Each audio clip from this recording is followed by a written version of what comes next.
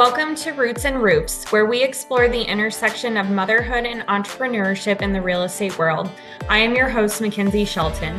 Join us as we dive into the unique journey of balancing family life with owning a thriving real estate business. Each episode, we will uncover inspiring stories, practical tips, mindset conversations, and expert insights from others who are carving their paths in the real estate industry. Whether you are a seasoned realtor, a prospective buyer, or simply curious about the dynamics of managing both home and career, Roots and Roofs is your go-to podcast for heartfelt discussions and invaluable advice. Tune in and discover how these incredible women are building deep roots from the ground up while nurturing their families under the same roof. Hi everybody, welcome back to Roots and Roofs. I have a super awesome, very special guest with me today. This is Ashley Cerveny, and we are going to be talking about something really exciting that her and her partner Will just launched. And so, Ashley, if you don't mind just kind of sharing a little bit about yourself with our guests, and then we'll get into the questions. Okay, so my name's Ashley Cerveny, and I'll kind of just jump into my journey into real estate and how I got here today. I feel like most agents, there's one of two paths. Either they were like meant to be in real estate and it's what they wanted to do, or they did what a lot of other people do where they kind of dabbled into it part-time and then transition in, which was my story. So I actually had no real estate background, was more in the very corporate world for about 13 years. So I was at CHI Hospital since I was 18. That was kind of where I worked for a really long time. I was making great money. I was a director of operations, managing multi-state territory, but I was burned out and I was really unhappy. And I was selling real estate part-time. I got into it kind of for fun in 2015. And fast forward to 2020, something very large happened then that you all probably can remember, COVID. And it was kind of just that year of reflection for me. I was working a full-time job, making great money, but burned out. I had just had a newborn baby. I was working a part-time job, obviously selling real estate, and I was finishing up my master's degree. So I was just busy and just on this like hamster wheel. And I thought, if I can run a 10, 12 state, all these clinics and run a multi-state territory, like I can sell a house. It's like full-time. I can bet on myself and do this. And so in 2020, I took that leap of faith and I transitioned out of CHI and went full-time into real estate. And then in 2020, I joined KW Go. That's actually where I met Mackenzie. Yes. So I joined KW Go my first year full-time. I ended up selling about 30 houses and I was just kind of lost. I was like, I don't even know how I did this. There was really no like structure and routine to it. It was more what I call lifestyle selling. Just I knew people, right timing, that age group that, it just worked out really well. But I ended up meeting Will, who is now my life partner and also coach and runs the brokerage with me, and a lot of great agents at KW Go that I was able to model after. And so that became kind of the genesis of starting a team at that time, Toast Real Estate Group, through coaching and systems and building out processes and working with like-minded agents that I could kind of learn and grow from. I really thought, I don't want to do it how a lot of other team owners do it, and teams that I had been on, where it was just recruit, bring a bunch of agents on who kind of just like work together, but there really was no process and system to it. And so I followed the MREA model that a lot of people are familiar with the buyer agent, listing agent, director of operations model, and really focused on building it based off of standards and systems. That continued to grow into a little bit bigger of a team. We ended up with 6 full-time agents selling about 150 houses, and now we have transitioned into a full-blown brokerage as of a week ago. So that's all of that in a nutshell. Oh my gosh. Well, it has been really fun since 2020 to just kind of see this really cool transformation of you going from basically being a solo agent to a team owner to now a brokerage owner and all the things. It's really funny.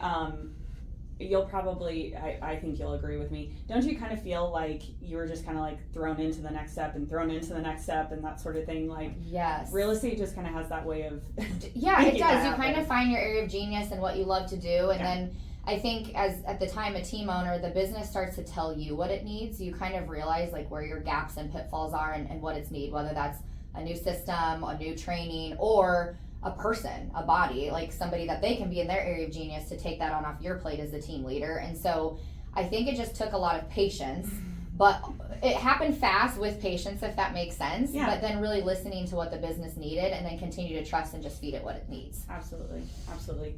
Well, I am excited to get into some of these questions because we're going to talk really about how did you get to the point where you have now started your own brokerage. So what did kind of inspire your decision to leave your previous brokerage and start your own?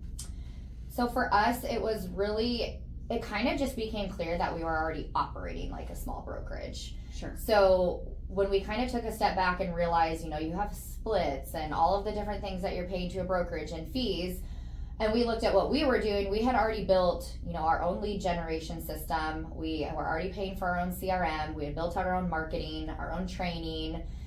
So we were kind of self-insulated at that point and already operating like a small brokerage. We just didn't have the name on the door. I mean, really is what it came down to. But more than that, we wanted to keep the culture that we had built within that team and continue to grow that vision into the brokerage and be very selective about who we brought in, continuing to align with those people on culture, standards, vision, and have that thing for our own outside of the KW model. Sure, absolutely. So let's kind of talk about like culture and being selective, because we were actually just talking about this before we started recording. As a team owner, I have also learned to be selective about who we are bringing into our world. And a lot of times, at least in my experience, I actually just met with an agent yesterday who was talking about, we were kind of talking about maybe she would be a good fit on the team.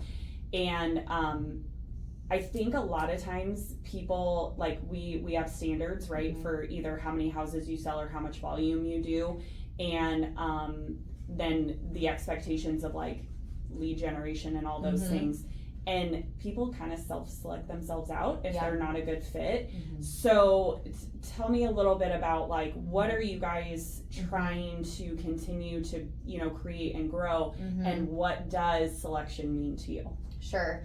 So I think in order to attract the right people in, you have to know what your standards and models are. And there's a whole list, but just some to name a few. For us, it is going to be a unit production and a volume, and that depends on which model you're on. So we have 3 different models in the brokerage: our independent model, our shared services model, and our core team, and they have different standards and expectations based on those splits and models. Sure. But for us, some of those standards include probably the same things that you're doing. You're going to have to show up to coaching. We do require coaching. You're going to need to be able to track your numbers, because the only way to improve and grow is to know what you're doing right, what you're doing wrong, and grow from there. We also really have a high standards of not having ego. So like, you cannot become bigger than the team. The second somebody stops helping others and coming from a place of contribution and value to others is when you're probably not going to be the right fit for our brokerage or a certain model. And I know you spoke a lot about that too, with like, people kind of exit themselves out when they are held accountable, they have high standards, and maybe if they are a high drama person, they naturally are just not going to be a good fit with us, because we don't really tolerate that type of environment.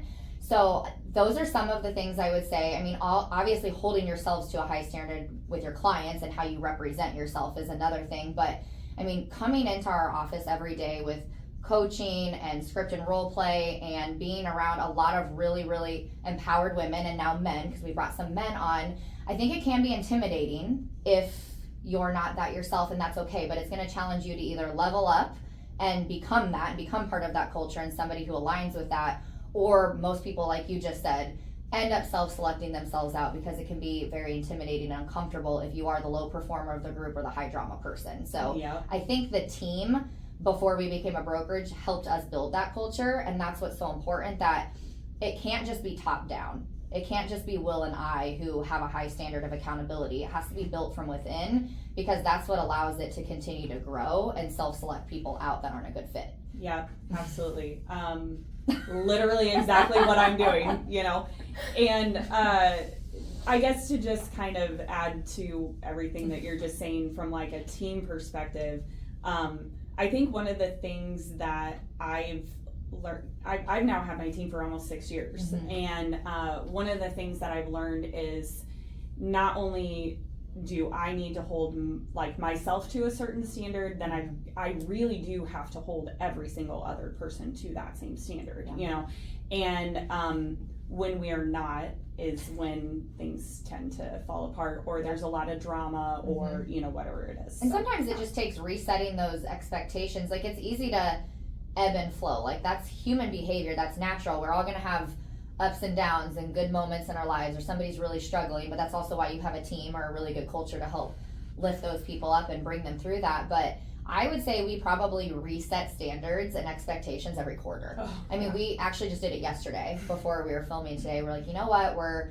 temporarily working out of a different space until our space is renovated. Everyone's kind of everywhere, so this is a good moment when we're going to move in 2 weeks to kind of just reset, get everybody on the same page, and talk about what that looks like as we move into the new space, coming in with like a really good mindset. Yeah, absolutely. Agreed.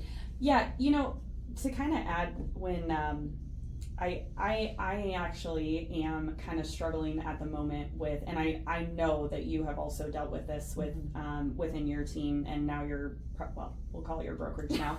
It's weird to say that. Right, I know. So I actually have had this happen a few times in the past, but you know, it really is kind of difficult sometimes when someone is going through something personal to be understanding and empathetic, and maybe not necessarily sympathetic, but understanding of the situation, but then also kind of saying like, hey, if you had, I actually had this conversation this week with some of my team members.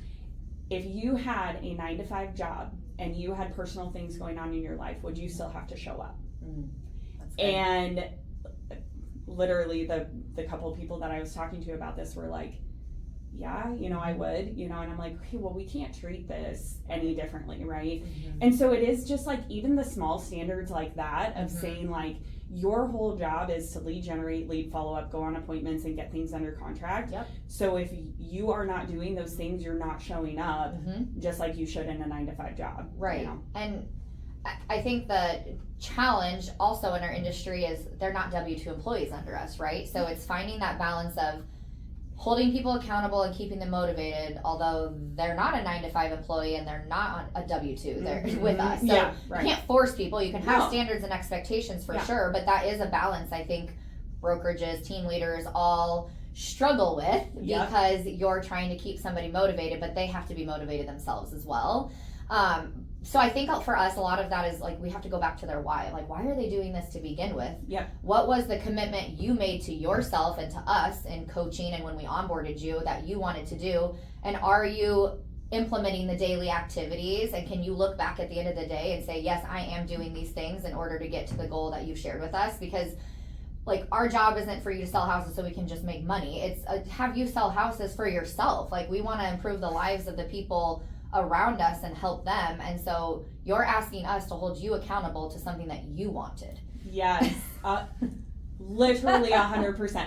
I am in a mastermind group with Diana Kokoska, and I actually asked this question, you know, that I was kind of struggling with to her literally yesterday, and that was pretty much her response, right? Like, it's one of those things where it's like, you know it, but also like when you're in the moment and you're very personal with people on your team, like it can be, it's a struggle, right? You want to coddle and you want to tell them everything they're doing is okay, and I think sometimes the hardest part about being a leader is having the tough conversations and holding people accountable, because that's our job. But it is really, really hard to do, because you want to be the cheerleader for everyone and coddle everyone and tell them everything they're doing is okay, but that doesn't help them grow.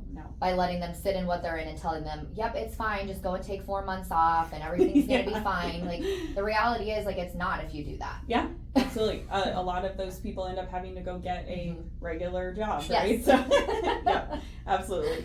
Okay, so let's kind of get back to the questions here. So, what were the first steps that you guys took after deciding to launch your own brokerage? I know that this has been a little while kind of in the making. So for those of us who maybe are just curious or want to do that someday, because I do have listeners from kind of all over. Okay. So what were kind of the first steps that you guys took to be able to make that happen? So I would say models, culture, and people. The very first thing that we did once we made the decision, yes, we're going to do this, was getting crystal clear on what are our offerings and what are those models going to look like. And I'm happy to share those after with you if you guys need those for anything. But that was our very first step, is what are our different models? We have 3, core team, shared services, and our independent model, and then TBD on team model. So there's no teams that are now came under our brokerage, but if they do, that's something we work in collaboration with them on. So that was the very first thing, is figuring out like what are our offerings and our value adds for each of those model, and then getting crystal clear on what we wanted the culture to look like. And part of the culture is going to be, okay, what are the standards to create that culture? Who do we bring into our world, and what type of people are we looking for? And then the third thing is hiring the right people in order to make all of these things happen and letting them work in their areas of genius. So Will and I, by happenstance, like everybody that has came into our world has came in through like a referral from somebody that we know. We do job postings, but interestingly enough, almost all of them end up just being like a referral from a referral. And so Brandy's a great example. It's just one of many people we've hired and brought in. We ran into her by happenstance through networking. She's now our office finance manager. She actually helped get Better Homes and Gardens up and going before they blew up with 110 plus agents. So she was there from the beginning. So she's helping us build out our commission payouts, our systems, our models, our agent dashboards that everyone will have regardless of what model you're on, to be able to improve your own personal growth, or if you're a team leader, help them with that as well. And so hiring the right people, I think, is like critical, because Will and I are still very much in the business. I obviously am still in production selling, and then Will with coaching all of the agents on a day-to-day basis and all of the other things he does. You can only do so much. And so we're working so much in the business, and we want to focus on how can we work on the business more. Yeah. And that requires trust and leveraging people. And so I feel like we brought, Nicole, our marketing person, Brandy, our finance manager, Asia's really evolved into listing manager and staging. And we have all of these really great people in our world that help make that happen. And we're going to just continue to have to add to that. Yeah, absolutely. That's really exciting that you guys were able to find someone who already has experience with getting a brokerage up and running. I think that also says a lot on the referral piece about just like who you guys are, and the attraction, that you guys have in the industry. I don't ever hear people say negative things about you guys. Oh, and you. I mean, I think that that's really important, right? Yeah. People want to say like, oh, I don't care what other people think and stuff like that. But real estate is not an industry where you can say that and still be successful. Yeah. Yeah. I agree. Yeah, it was a godsend getting her, because that was like the one key piece that we were worried about, if I'm being 100% honest, is how are we going to pay people, how are we going to pay people on time, and how are we going to track all of this stuff. And like we had an idea, but it was just like I was so busy. I'm like, I don't have time to build this out. And we ran into her and had coffee with her, and we just sent her some test things that we needed to do, and she like had it done in 5 minutes. And we're like, when can you start your hire? And like all the experience she had, it was almost impossible to find somebody with an accounting background and building systems, and who had worked in brokerage, and she was a TC, like she's done everything. So we were like, what do you need? You're hired. That is so It awesome. worked out perfect. And that was really what catapulted the timeline move up of everything, because we were not sure how long it was going to take until we had the right people in place. Yeah, absolutely. I really do appreciate, I think this is probably partly your previous work experience. Like, as someone who has tried my best to create a lot of systems and models and processes, I really appreciate that like you kind of put that in the forefront of your, not only your team, but then, now running a brokerage and things like that. I think I see so many times in real estate, whether you are a solo agent, a team owner, even a team member sometimes, if you're not like on a really, I want to say good team, or running a brokerage, where if you do not have the right systems and models that then have the right people in those places, like you don't do well. No, right? It's Or hard to you're grow. Yes, yes. Or you have a high turnover. Yes, or you have high turnover, or you have everybody's just running around. It's chaotic, you know. And I can't live my life in chaos.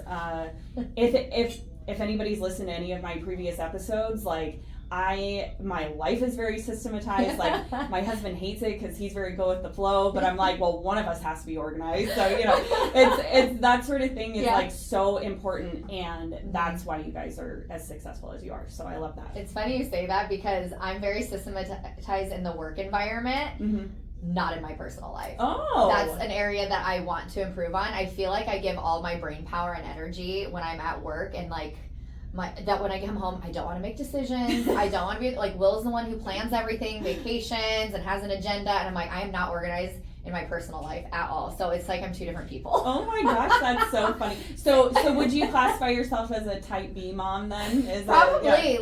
I used to consider myself a type A person, but I think I'm type A in work. Yeah. And then I'm definitely type B and willing to like relax and unwind, and much more the relaxed person in our home life. And then Will, we're opposites, and maybe that's why it works. Because in the work life, he only wants to have like his attitude in a phone. He does not want to have to be in systems and models and emails all day. Like he freaking hates that shit. Sorry, can I cuss on here? Yes, it's fine. He hates it. And then in his like personal life, he is like got an agenda down to what we're doing with the kids and what we're doing for vacations and what camps they're in this summer. And we need to, he's like the most organized at-home person, much more like structure at home. And I'm like, go with the flow at home. Oh my gosh, that's so I think funny. it balances each other really, really well, because during times of stress, if it's really stressful in the workplace, he definitely like brings me back down. And then if he's getting really stressed at home life, or it's tough with the kids, and for people who don't know, we have a blended family with 3 boys under the age of 8, so it's kind of chaos.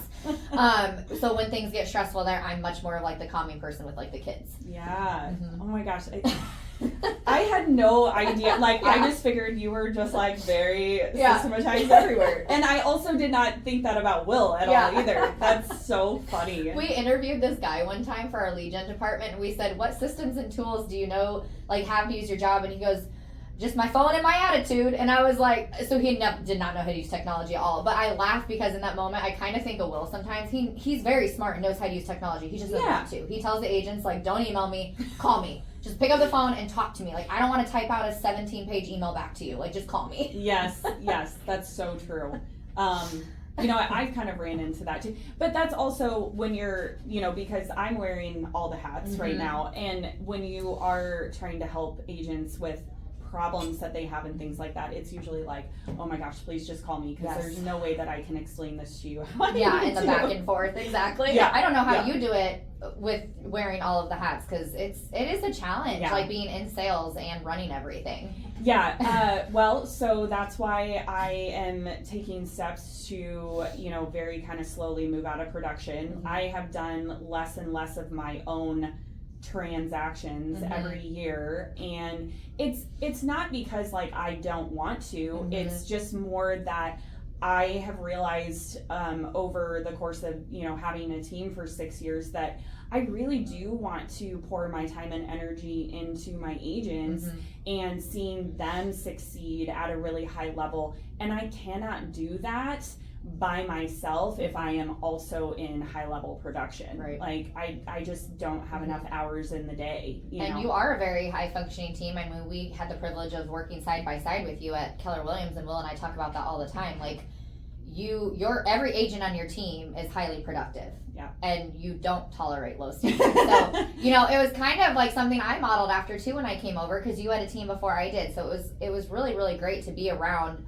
people and agents and team leaders like you guys, because it also gave me something to be like, this is the I am on the right path. Yeah. And this is the direction I need to be going to continue to build. Absolutely. Yes. I love that. Well, thank you. I appreciate it. You're welcome. Since we were just talking about being a mom, let's ask a couple questions about that, because most of my listeners are female, or they are a mom in real estate or an entrepreneur, you know, also trying to wear all of those hats. Yep. So,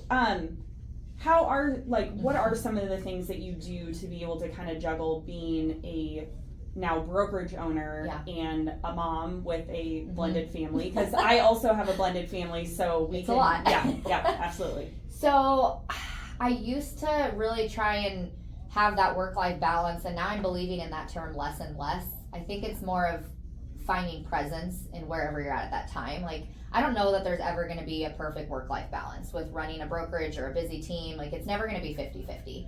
Sometimes it's 70-30, and then vice versa, it flips and flops. But what I'm working on for myself is being much more present and intentional when I am home.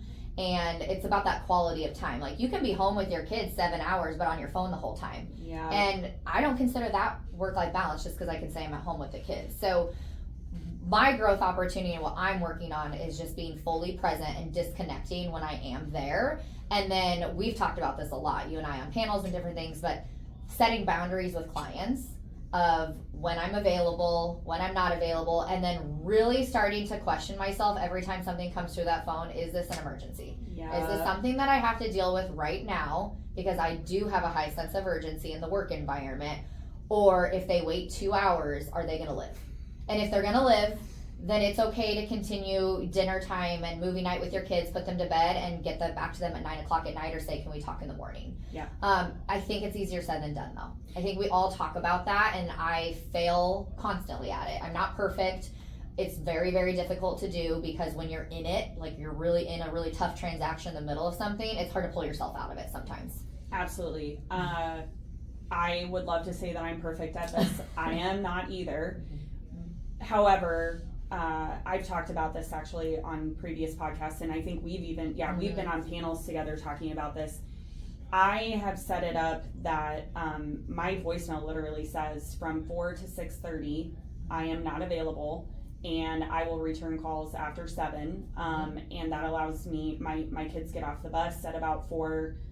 My big boys are now driving, so like they, they get home like right around that time. And then we can make dinner and, spend time together as a family. Every once in a while, of course, I've got an appointment in the evening or, something else going on. But I actually just had this happen yesterday. Scout had a field trip, and I was honestly kind of getting bombarded on my phone, like while I'm supposed to be at this field trip with him. There were a couple things that like I was like, okay, I actually do need to answer this. But most of my people, I was like texting, hey, I literally said, I am at my son's field trip. I will call you this afternoon, right? And years ago, I would have been terrified to do that, right? Or I would have stepped out of the room to take a phone call or answer a text message or whatever it is. And I think I see this a lot on Facebook group, like if you're in any of the real estate, like mom groups, that sort of thing. I feel like I see this theme over and over again of people saying like, I just feel like I'm constantly getting interrupted and I'm getting burnt out because I'm basically trying to deal with my kids and deal with my business. And I don't know if it's part of our generation was like the hustle culture thing, right? And I think we all are very greatly rebelling against that now. But it's been ingrained in us for so long that it's sometimes hard to separate the two. So it is. And it depends on where that person's at in their business too. Like you're going to experience things a little bit differently because they may not have the leverage that we have as team leaders or brokerage owners. Or for those that don't know, I strictly work with listings. So it is a little bit different of a balance, I guess, if you will.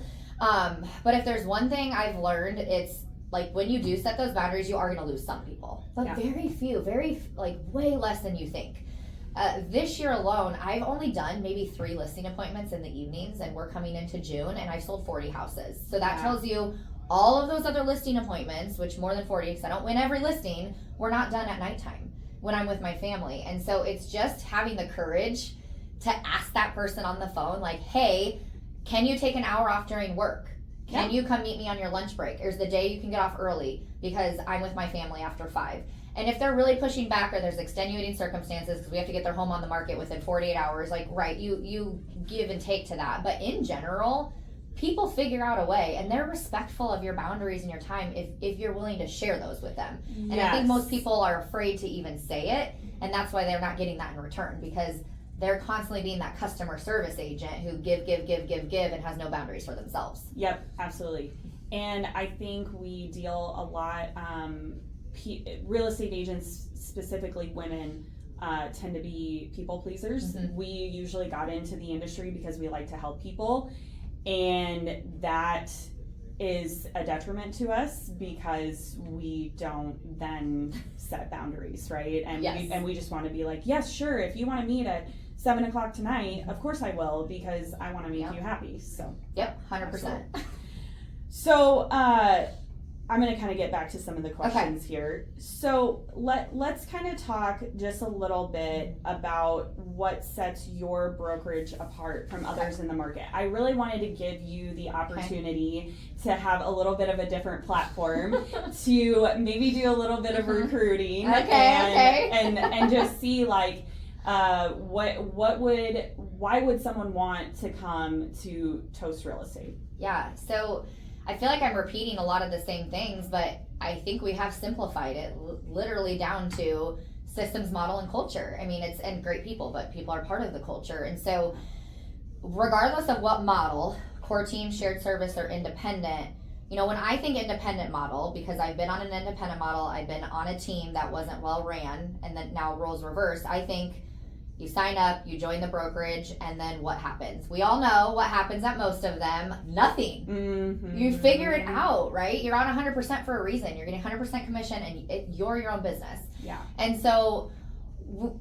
the resources are tailored back a little bit on the independent model from what you're going to get on like our shared services, which have a little bit steeper slits, but much, much more hands-on resources that are things done for you. Instead, we're giving you more of the playbook of like, here's what we do on these two models. You can join those as well. But if you want this, then here's the playbook in order to do it. You're still going to have to do those things yourself, though. You're going to have to go hire your admin as you get busier and do those things. Or you're going to have to go install your sign and be your own listing manager, but you're also taking a higher commission. But here's the playbook of exactly how we do it and how we sell a lot of houses. Yeah. And I think that exists in a lot of brokerage, but there's not that like accountability piece of helping them get there. It's like, here's a 400-page book.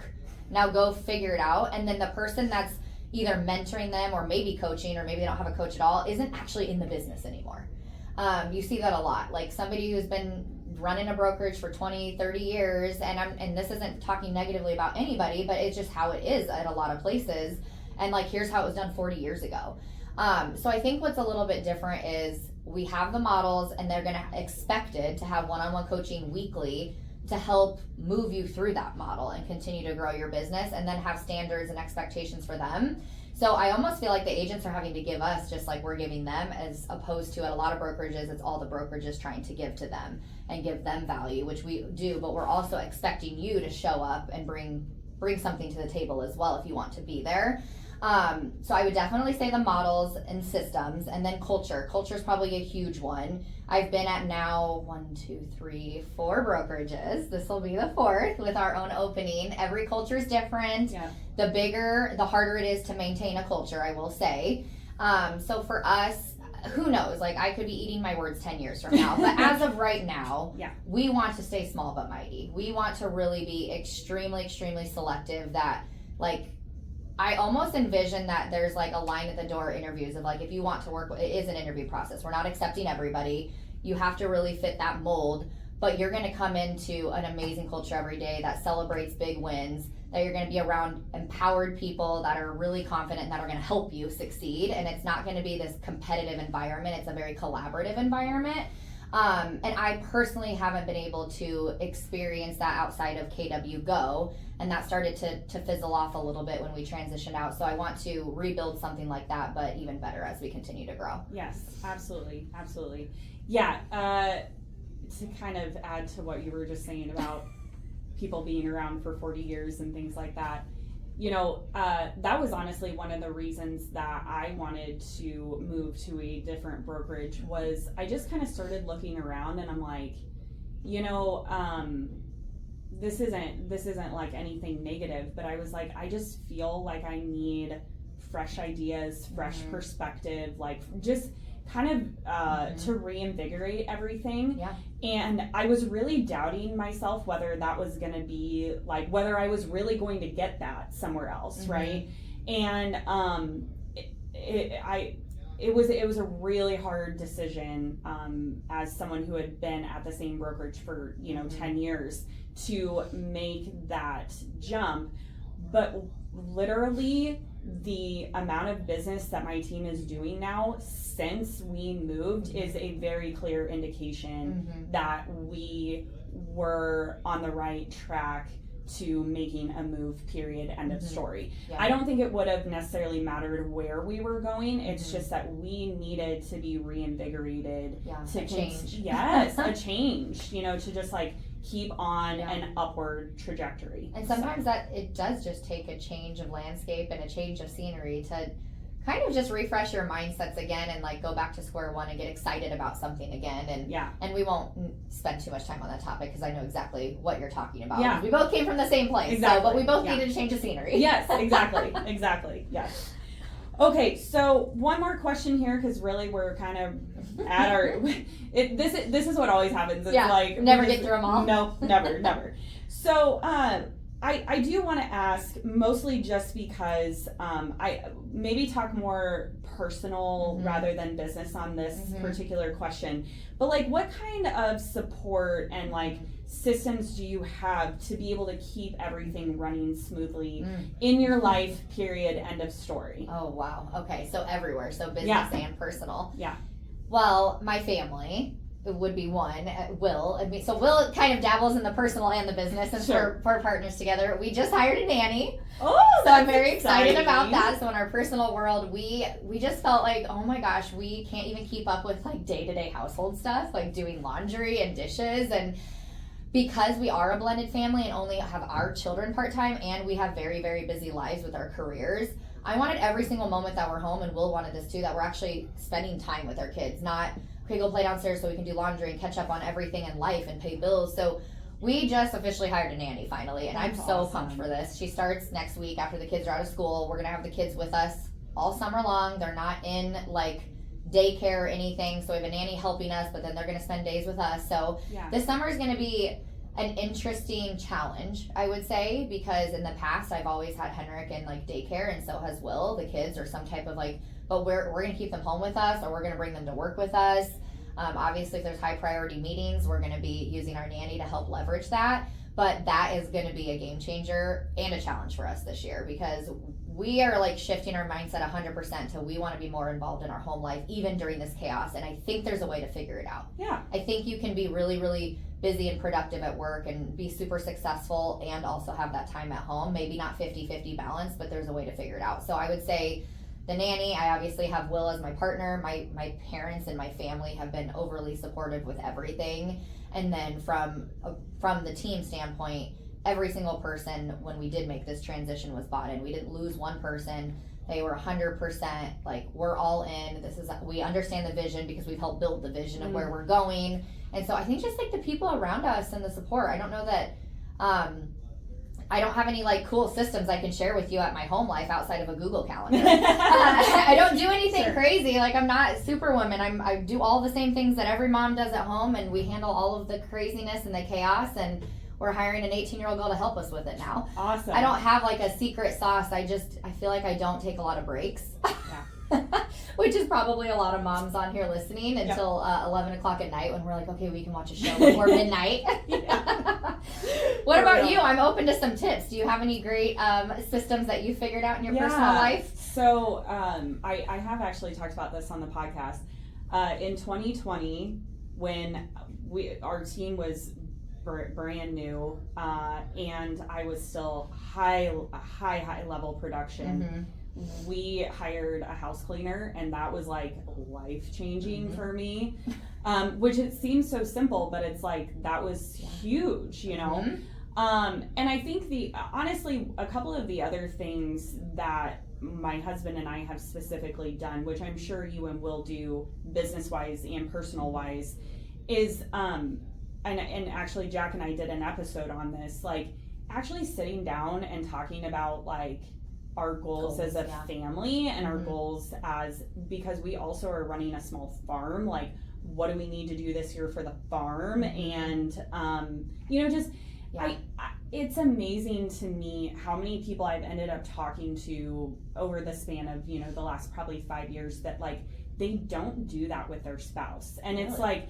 like, but I think, again, that's like the world that we're in, Yeah. that we have to set goals or we don't sell houses, right? Or we have to set goals so that we actually, show up and do the things that we need to do. But a lot of people don't live their lives like that, Yeah. So you're very much a team. You two are a team. Yeah. And you operate very much like a team in a household, which we do as well. And I think you're 100% right. I hear all the time that people are almost living two different lives in the same household. And I'm very grateful that I have somebody that's a team player, and sounds like you do too. Yes. Because we do that as well. Yes, we kind of, it's not like set monthly on our calendar. It's more of like conversation on the couch with wine. But we're usually talking about where we're going with the business, and then we talk about how many vacations we want to do this year with the kids, and like what are our next goals with future home ownership or investing or rentals or whatever that looks like, and kind of map that out together, and making sure that every decision we make and where we choose to place ourselves and the people we're surrounded with is helping us get towards that. Because we all live in an environment where like you want to get invited to everything and there's so much going on, but when you have a busy business and family and kids and responsibilities, like your actual leftover time is so minimal. Yeah. So minimal to give to other people or organizations or charities, that like you have to be very selective with what you're doing and be very clear about like what you want to be doing and where you're going with those things. Yeah, going back to the people pleasing, learning to say no. Yes. When it's not something that's going to serve you or your family. And being okay. I have such a hard time saying no to people or not showing up to something or not going, because I want to say yes to everybody. That's probably my biggest challenge, and especially with clients, because like I'll get invited to clients' kids' birthday parties and all these different things now. I'm like, oh my gosh, if I said yes to everything, that's all I would be doing. You know, I wouldn't be with my own family, and so it's hard. Yeah, absolutely. Agreed. Well, I am so thankful that you came on and chatted, and I am so excited to see everything that you guys are going to accomplish this year and for many years in the future. So likewise, I'm sure we'll talk regularly. Absolutely. All right. Until next time, everybody. Thank you. Bye. Thank you so much for listening to Roots and Roofs podcast today. If you loved today's episode, please let me know. I love hearing from you on Instagram and Facebook, so feel free to send me a DM or tag me in your stories so I can share it too. If you're looking for more information about today's topic, please visit my website, mahoganyacres.com, and all of the information that is listed in the show notes below. Until next time.